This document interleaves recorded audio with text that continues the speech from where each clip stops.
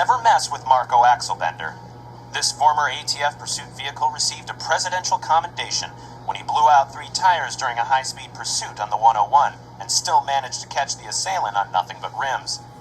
Today, he treads safer roads at the Los Angeles International Speedway, arresting scalpers and turning away riffraff.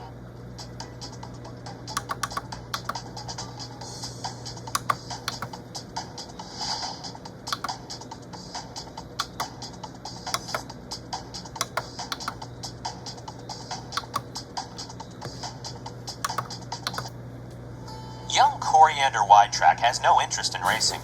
Her eyes are on the skies. While the other cars in school race around the playground pretending to be Lightning McQueen, Coriander turns that blacktop into blue sky, imagining she's soaring 10,000 feet in the air and racing to exotic destinations. It's Coriander's dream to someday meet her idol, jet fighter Marco.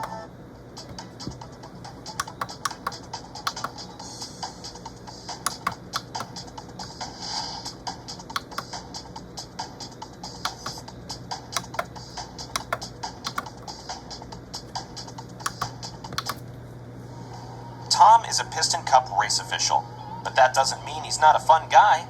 Sure, rules and regulations are important to him, but he also enjoys a good joke or fun prank now and then. He once switched the signs on entrance C44 of the stadium with C45 to temporarily confuse his fellow race officials. The prank went over like gangbusters and everybody had a good laugh, except for Tom, who felt guilty and reported the incident to his superior.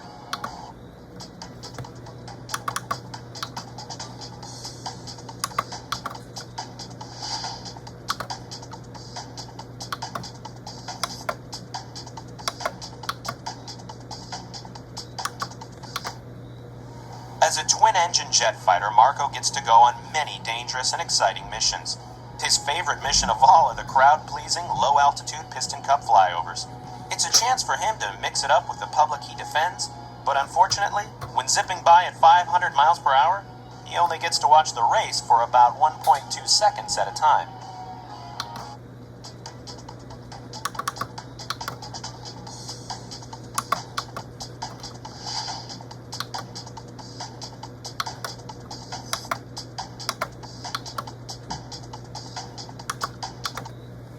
Considered one of the most universally successful racers in history, Mario Andretti has done it all.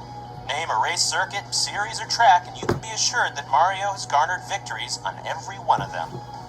Not many cars know this, but Mario is actually an old friend of Doc Hudson's. They were fierce competitors on the track, but good friends off the track.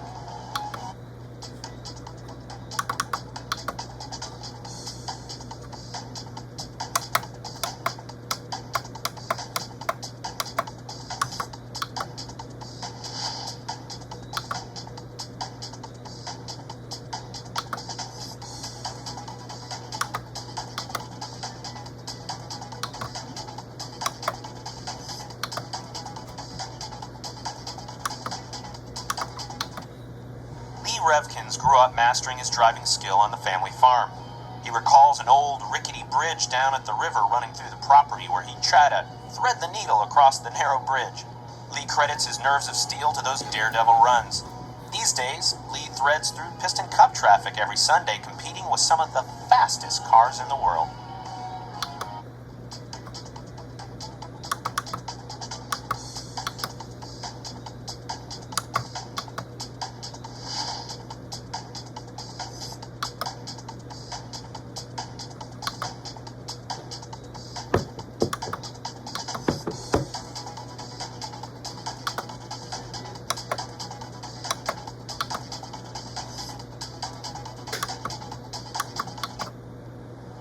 Floyd Mulvihill, originally trained as an automotive engineer, decided to put down his tools and pursue his lifelong passion to race.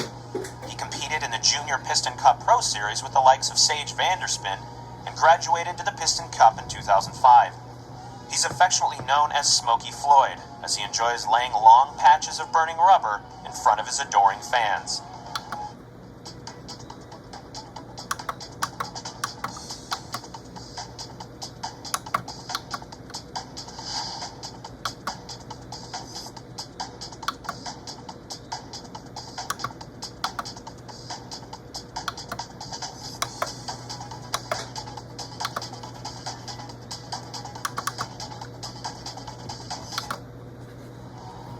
Murray Clutchburn's first taste of competition was as a member of the 1984 gold-winning Olympic test track relay team.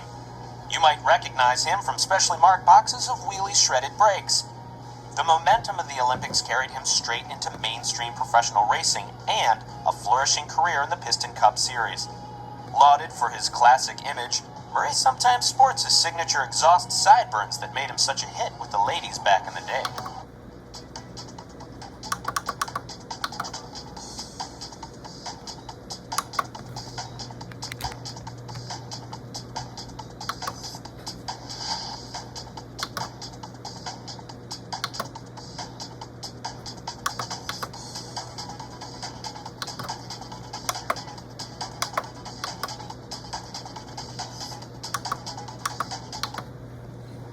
Believe it or not, Krusty Roeder was actually a vinyl top salesman before the makers of Vinyl Toupee, Vinyl Top, and a Can put him out of business. While working out his frustration in the gym, he realized he had an amazing gift for driving long, hard, grueling distances without feeling even the slightest burnout. As luck would have it, the makers of Vinyl Toupee, Vinyl Top, and a Can were fronting cash for a Piston Cup team. Krusty made the biggest sell of his life, landing the job, and all the spray-on toupee his roof could sport.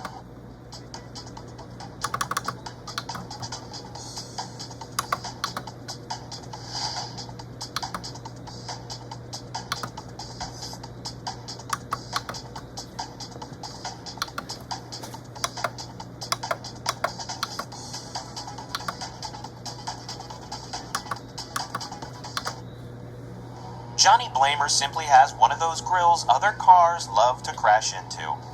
He's been involved in more collisions than any other car in Piston Cup history, earning him the nickname Magnet Face. He's also known as the hardest working car in the circuit, though he hasn't finished a race in the 10 years he's been competing. He holds the record at 545 starts and 0 finishes.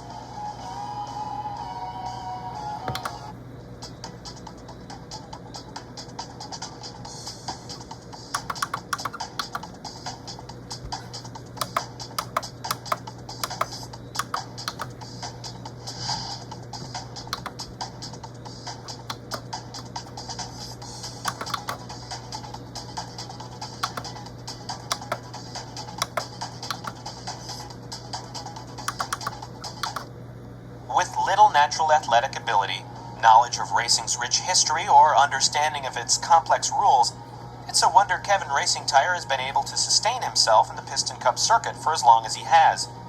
He attributes his success to his family, particularly his father-in-law, who is the owner of the large pharmaceutical company that just so happens to sponsor the team he races for.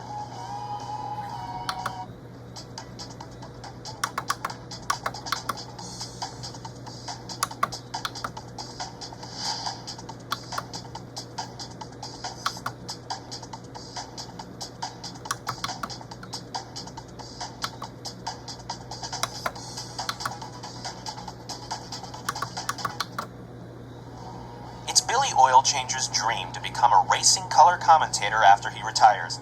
He's watched all the greats like Darrell Cartrip and Bob Cutlass over the years, and even practices announcing by calling the races out loud to himself while he's in them. It's great experience, though the other drivers find it distracting and a little creepy.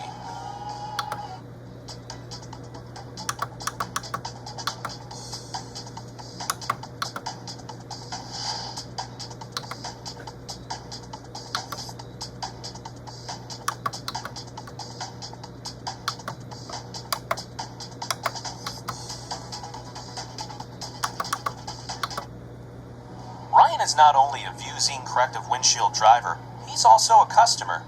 Without it, the race is merely a blur of multicolored blobs moving at 200 miles per hour. His Vuzine windshield doesn't just help out on the track, it also has a special coating that helps cut down on glare while driving at night. Not to mention, it makes him look smarter.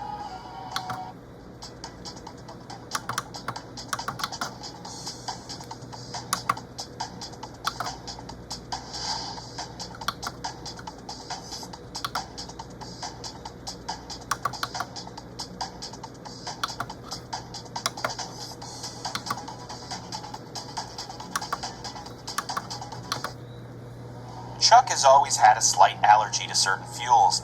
As a result, they make him a little difficult to be within a 5-foot radius of. Once he started racing professionally, not only did the problem not go away, it actually got worse at high speeds. It got so bad the other cars didn't want to pass him. Chuck hopes he's a good example of how a problem can become an asset.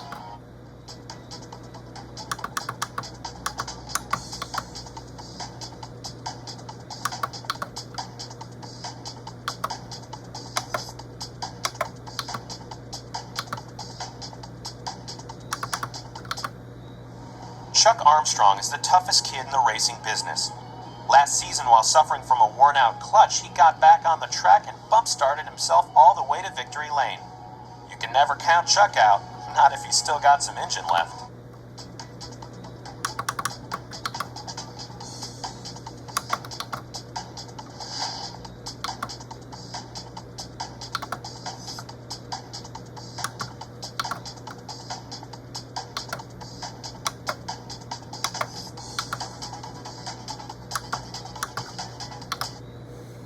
Rusty Cornfield grew up on a farm in Mississippi and gained his reputation among the locals for running his own racing circuit with his buddies. Rusty won most of the races and made enough money off the event to nearly sponsor himself professionally. Luckily, his current sponsor, Toe Cap Hitch Protectors, came along to front the bill for his team. Now Rusty can spend his own money on more important things, like flying his buddies from the farm down for every race.